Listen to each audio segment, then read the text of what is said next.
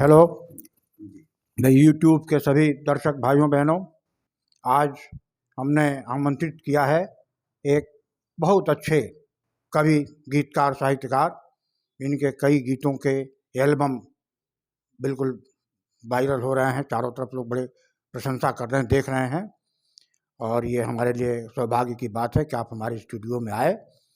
और आप ये भी बता दें कि आप अंग्रेजी के प्रवक्ता हैं, एक इंटर कॉलेज में आप उपाचार्य के पद पर कार्यरत भी हैं, और हिंदी, उर्दू, भोजपुरी तीनों भाषा में आप एक समान काम करते हैं।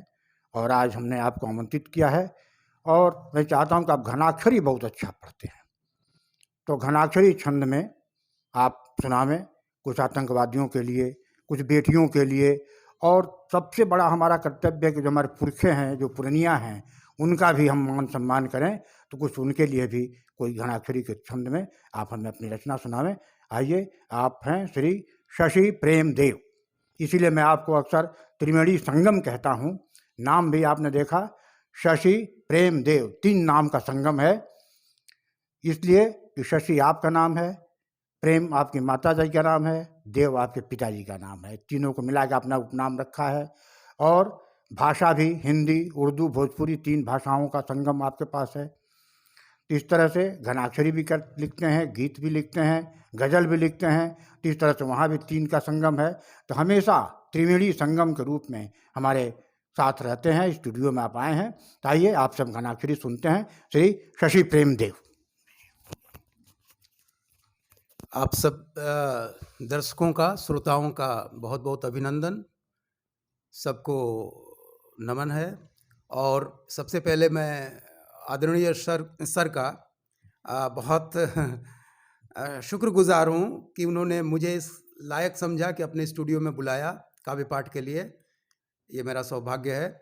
सबसे पहले मैं, जिससे पूरी दुनिया, न केवल भारत बल्कि पूरी दुनिया वर्षों से ग्रसित है, उस समस्या आतंकवाद के हवाले से एक घनाक्षरी छंद मैं सुनाना चाहता हूं। आप देखें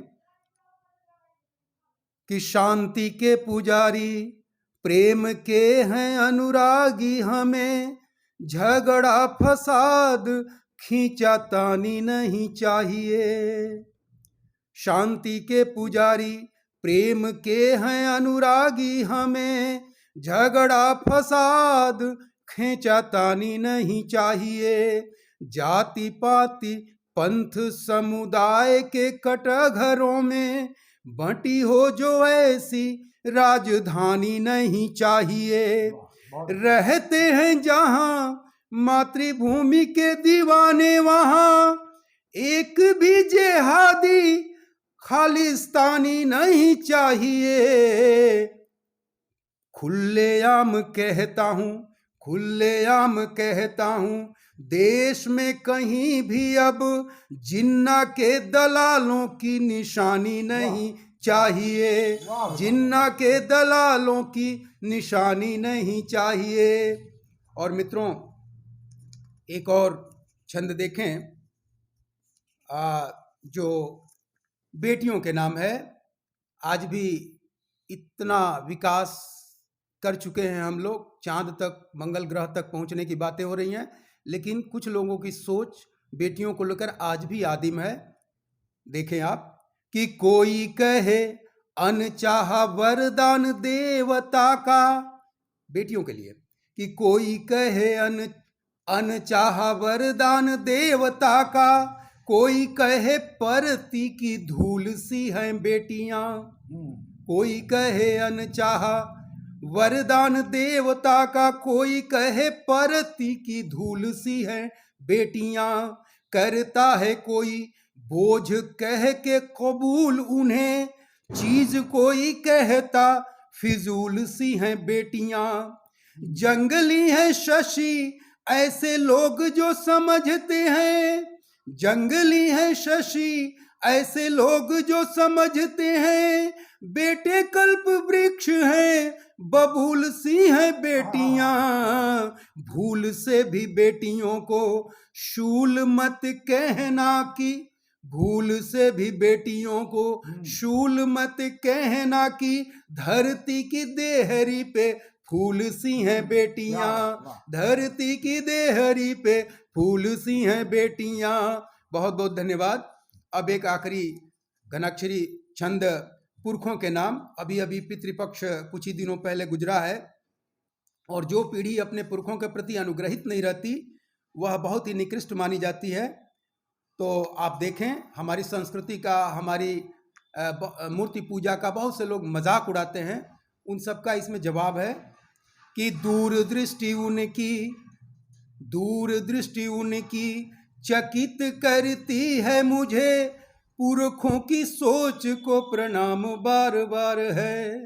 दूरदृष्टि उनकी चकित करती है मुझे, पुरखों की सोच को प्रणाम बार बार है।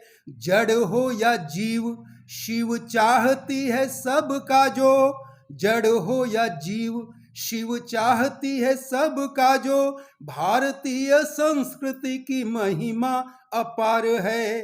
होगा कैसे इसकी महानता का भान उन्हें, होगा कैसे इसकी महानता का भान इन्हें, प्रेत आधुनिकता का जिन पे सवार है। धन्य है ये ऋषियों मनीषियों की भूमि, जहां बुद्ध को भी देवता सा मिलता दुलार है, बुद्ध को भी देवता सा मिलता दुलार है। बहुत बहुत धन्यवाद। अग्नेय जी का भी बहुत बहुत एक बार फिर अभिनंदन और धन्यवाद।